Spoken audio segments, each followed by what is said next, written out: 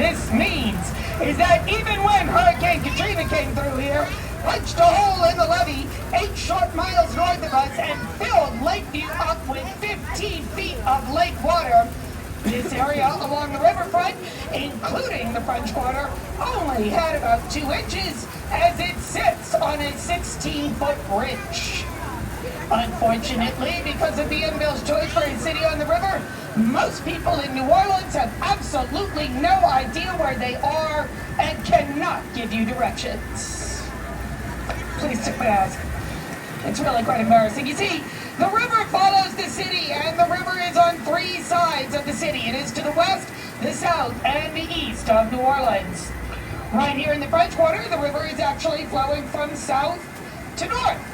What this means is that that lovely piece of land that you see to the right of the boat that we call the West Bank, because it connects to all the land going up the west side of the river, the west side of the river, is actually right here on the east side of the river.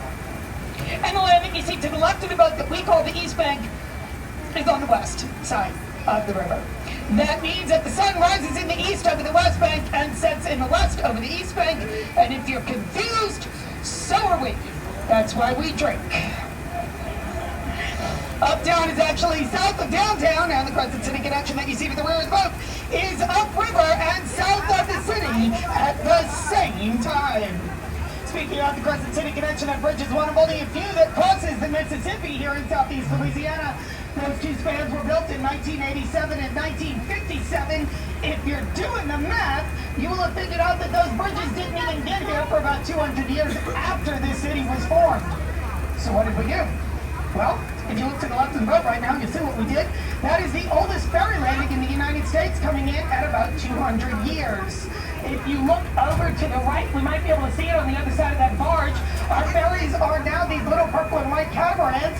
They can get you back and forth across the river in about 8 minutes. So anybody interested in visiting the West Bank can do so for about $2. Ladies and gentlemen, looking directly in front of us and slightly to the left, and if you're inside with me, you might have to wait a couple of more seconds. You're looking at the city of New Orleans, and I don't mean the city, I am talking about that boat right there in the water.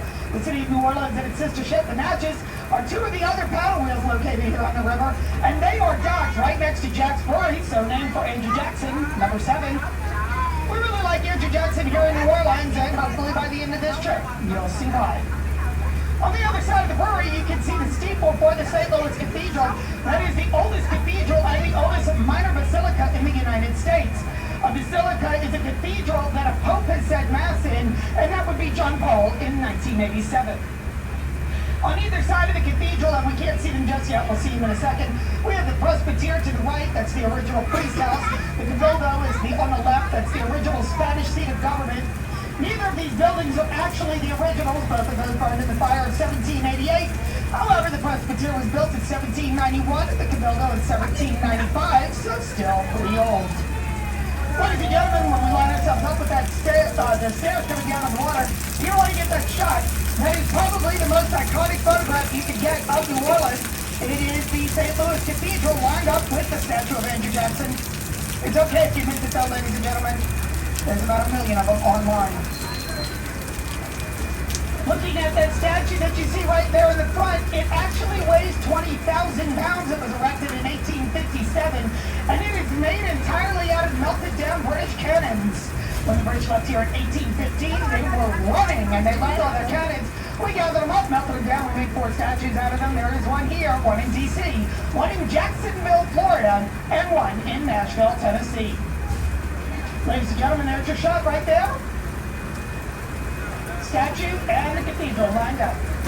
Those 2 big red apartment buildings on either side, by the way, are the oldest apartment buildings in the United States, built in 1842 by the Baroness Pentala. She was well loved by family and friends, just not her father-in-law. When she told him she no longer wanted to have babies, he got mad and shot her 4 times. She would actually live another 40 years, if not so much. When he thought he had committed murder, he would commit suicide, so that be done. Ladies and gentlemen, looking to the left of the boat again, you're looking at the Governor Nichols Street Wharf. Now that wharf marks the technical end of the French Quarter. However, it is wharves and docks and warehouses, much like this one, that have made it possible for the people of New Orleans and other cities up and down the river to tame the mighty Mississippi and help it to make us into the booming economic cities we are today. But now, the rest of the story.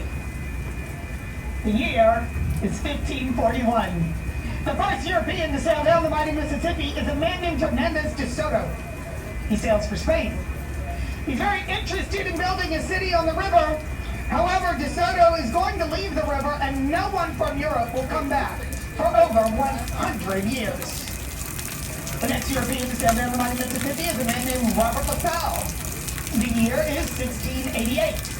He is also very interested in building a city on the river. However, LaSalle too is going to leave the river. He's going to go back to the King of France and tell the